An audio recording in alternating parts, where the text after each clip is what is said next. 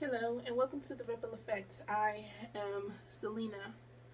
So today's topic I wanted to talk about when you're single and you're wanting to be in a relationship, just things to be aware of, things that I had to learn and I hope to share with other ladies so that they can learn as well. So in my previous relationship, my ex, he had sight, but he did not have vision. And for those of you who may be thinking they are one and the same, they are synonyms. Mm-mm-mm. So he had his senses. Yes, he could see, but he had no vision. Because in Proverbs 29, the Bible tells us where there is no vision, the people perish. If I'm not mistaken, it's Proverbs 29:18. And he did not have any vision. He was a very much shoot from the hip, go with the flow type person, which is detrimental for a marriage because he wasn't raised, he just grew.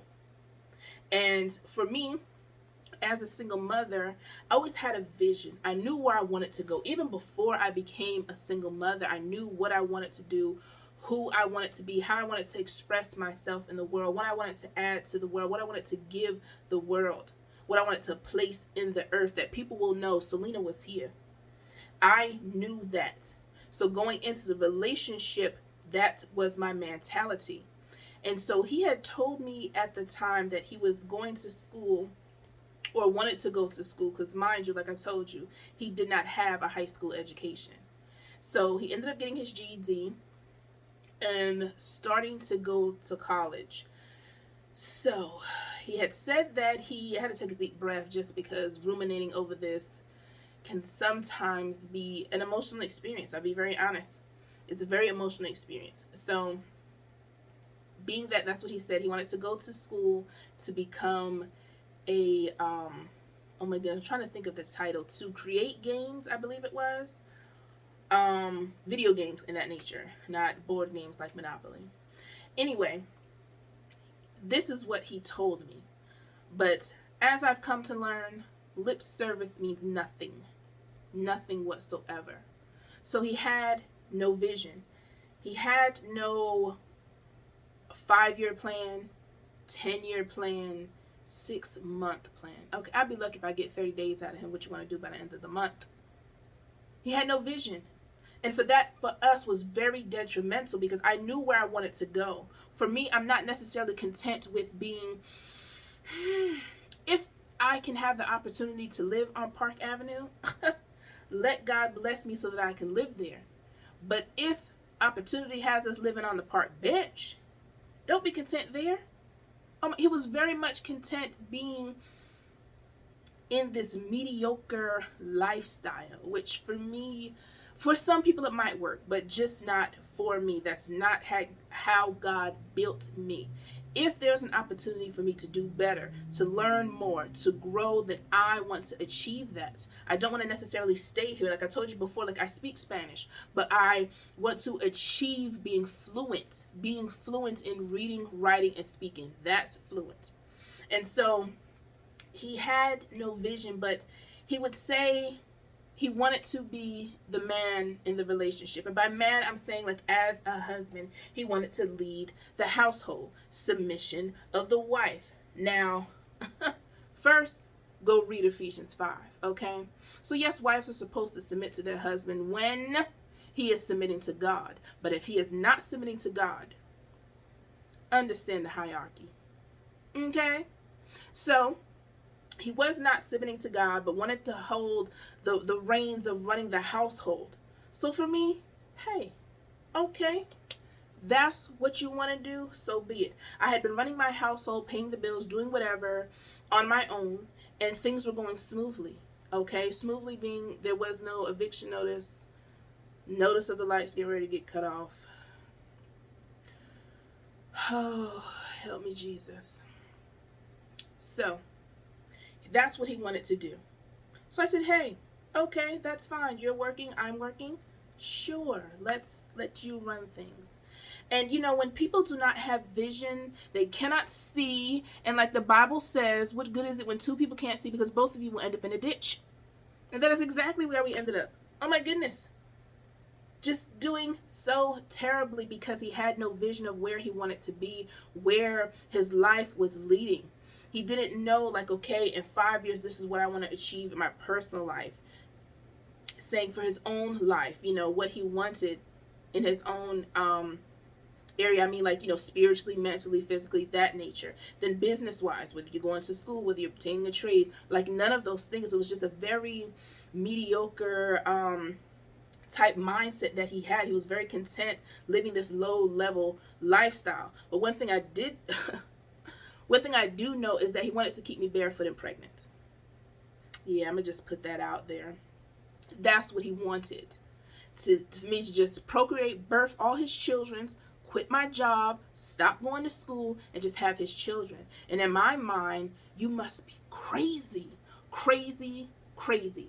If we are struggling with one child, my own, how is adding to that going to help us? Like, I know math may not be your strong suit, but come on now.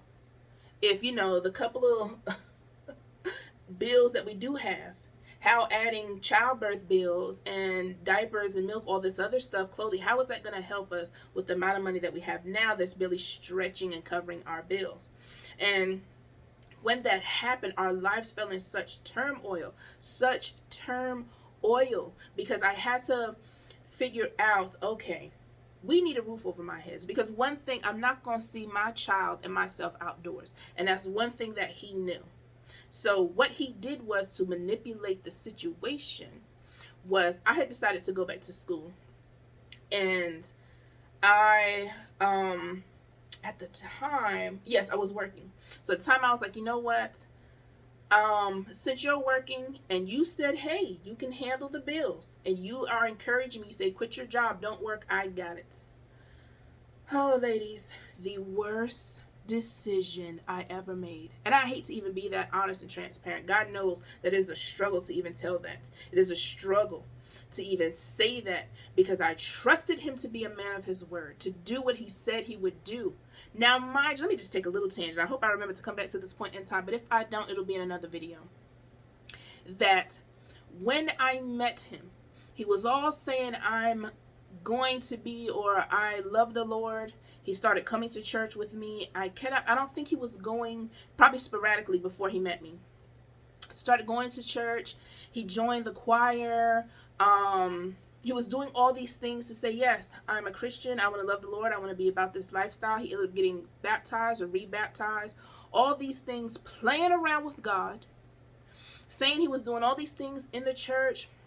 I'm going back to school, all these things. So later on in his lies and manipulation, when he said that, hey, I have it, I'm going to church, I'm doing all these things to be an upstanding husband, I believed him.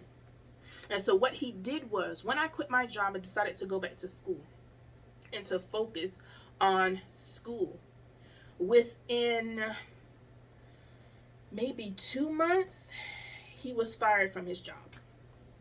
And I know some of you may say that, things happen, people get fired all the time. No. Escuchen, por favor. Listen. Because he told me, quote, I'm doing everything I can to get fired from my job. That's what he told me. That's what he said. Can you imagine the type of mentality that person had? Can you imagine? And I'm living in the household with this demon. Can you imagine? Because I had just quit my job, a job that I had had for 7.5 years. I had just quit my job to go back to school, and he ended up getting fired, and then tried to hide that he got fired. Just disaster after disaster, ladies. Let me tell you, that's why I'm a high advocate for getting in your prayer closet before you enter a relationship, and especially before you walk down the aisle and say I do. And if you're laying on your back and get another soul tie, you need to be in your prayer closet too. But he had no vision, none whatsoever. He knew that the household at the time was resting on his shoulders because he was the one who was working. And he was just so cavalier about it, like, let me just get fired from my job, showing up late. I don't know how he was showing up late. Well, who knows what he was doing, or who. doing all these things to purposely get fired from his job. And then I wasn't working because I was in school. So imagine the stress that I'm under. I have the stress of taking care of my son. Then I'm not working, so there's no income that I can depend on. And then he up and to me, I felt it was like a volunteer quit because you didn't really get fired. You purposely did things knowing that you were going to get fired. And then in the end, and I'm asking, okay, like, so where do you see us going? Where do you see our family going? He would say such asinine things like, I want us living in a different country. How? And you can't even pay these baby bills. Baby bills, okay? And in the end, he lacked, not only did he lack vision, there was no, a man, typically how God has created them to be a provider. And to be a provider, you have to do things so that you can provide. Like, I don't know, keeping a job. And he did not have that within him. He was very comfortable with, if I was going to work and take care of the bills, he was very happy to be a stay-at-home dad. And for those of you who are living that lifestyle, this is not to throw any shade. I'm just speaking from my personal point of view. No. Stay-at-home dad, that's an oxymoron to me. That's not how God created the man. Adam was a provider. God told him, okay, till the ground, take care of Eden. Adam wasn't out there chilling, eating grapes, while Eve was out there toiling in the soil. That's not in scripture. There's nowhere to be found. Like, I understand gender roles and things are changing in 2022 or even in the 21st century. I understand that. I'm just talking about in my four walls and in my household. And so what he did was he thrust us into this lifestyle of insufficiency on purpose. On purpose. He did this on purpose to see us struggle. Because what he expected me to do was to drop out of school and birth his children. Because this is what he told me. Ooh, I'm just telling all my poor little business. This is what he told me. That I know that when you have a baby on the way, when you're pregnant, I know I got 9 months to get myself together. Such stupidity. Such stupidity. Because if in the years God has given you on earth, you ain't got yourself together, now we're in a time crunch with a baby on the way, all of a sudden you're going to put on your superhero vest and really get your life together within 9 months, which is really 10 months because it's 40 weeks. Do the math, pay attention. So that's what he told me. Like, that's the mentality he was operating from.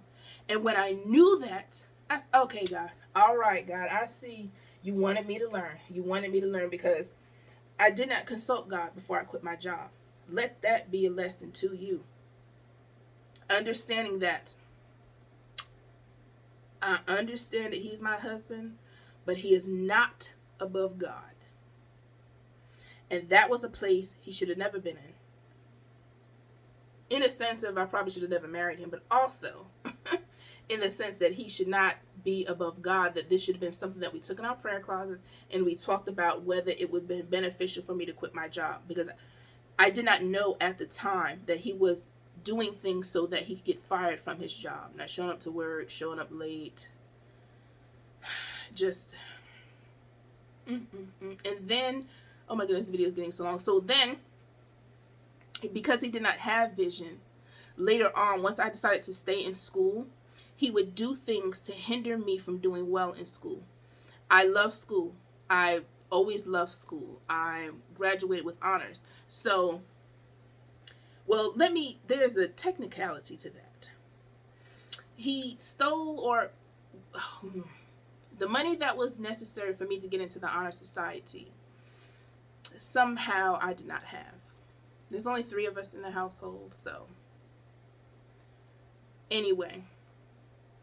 But with a 4.0 GPA, I was on the honor roll. But anyway, so he would do things that while I had tests and while I needed to study and prepare, he would be up 2, 3 a.m. putting Timberlands in the washing machine. Multiple times. Just craziness. Just doing things that were literally crazy, like having me so sleep deprived because he was upset that I did not quit school. that I was still trying to go and find a job during these times.